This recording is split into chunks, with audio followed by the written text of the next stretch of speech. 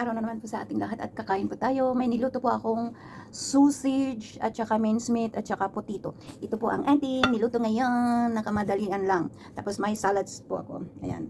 Pero bago ang lahat, pray muna tayo para please ni God ang ating Oh my God! Ano ba to? Wow! Kahit nasa harapan ko, hinilig ko po God na may medisyon naman para nagtutok po. Mas po sa akin para sa pamilya ko. Salamat po God sa mga blessing na binigay mo at pagtawad mo lahat ang pagkakamali. Huwag mong pababayaan ang pamilya ko sa Pilipinas kasi patawad mo lahat ng pagkakamali. In Jesus' name. Amen. Yan po ang ating pagkain. Sino muna tayo? Parang hindi maliwanag yung aking mukha. Ayan, salad.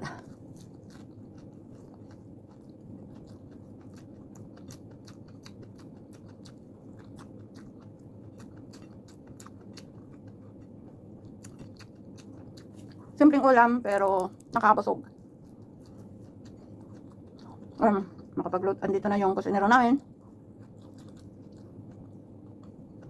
Wow! Kaya makapagluto na ako sa aking kusina.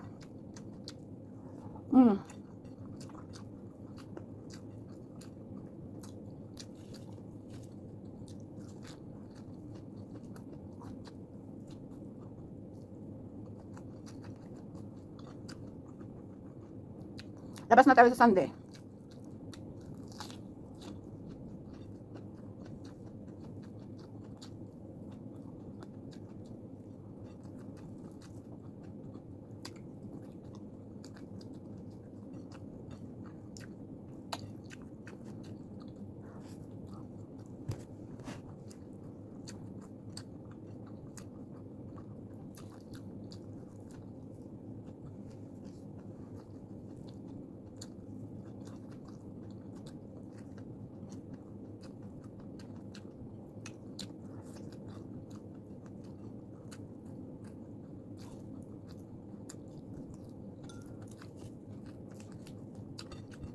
Malapit ng Burr. 4 na buwan na lang. Uwian na.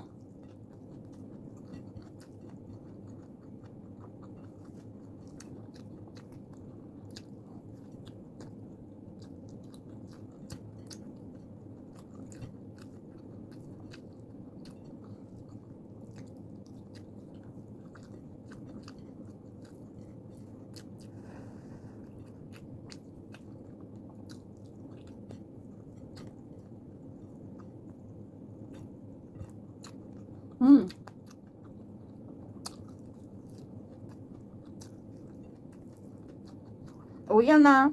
Doon na tayo gagawa ng content natin.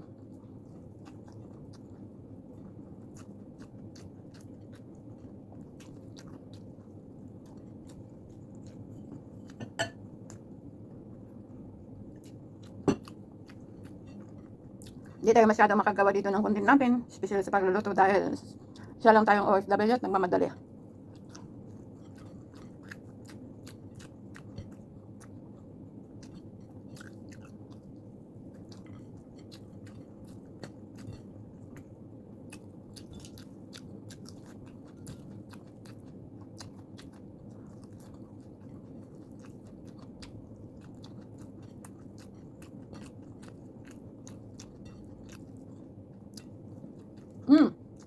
Sarap.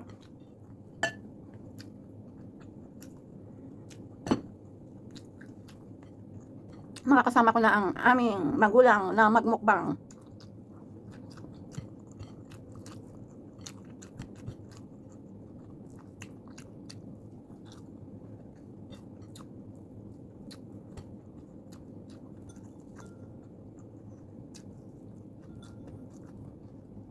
Wala na. Gagawa tayo ng mang-inasal.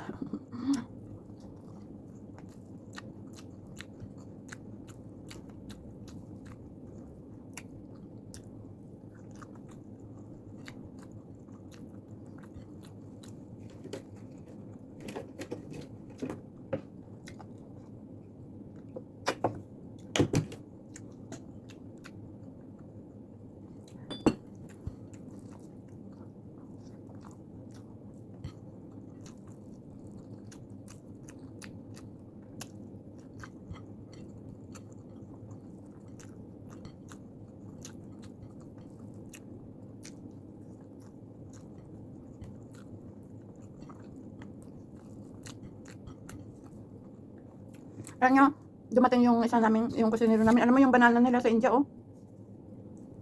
6 inches. Ang haba, oh. Ang haba. Ngayon lang ako nakakita ng ganitong mga saging baga sa ano. Wala dito sa Pilipinas ng ganito. Hindi ko alam kung meron. Yan ang pasalubong niya.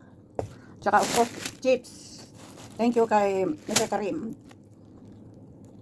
Meron pa yung maliliit na saging kinain ko na kagabi. From India. From India.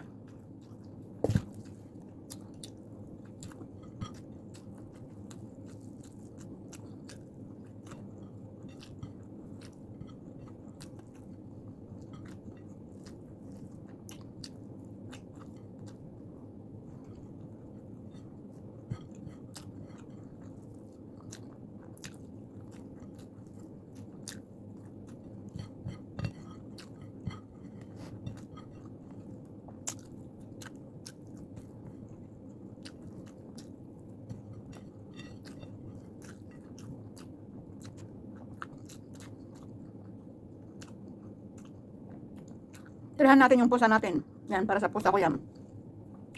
Ayan, salamat po sa mga sumisilip po sa aking munting channel. Sana di kami kasawang silip lang po sa aking munting channel. Salamat po, Diyos na lang po ang bahala po sa ating lahat. Bang! See you, Philippines!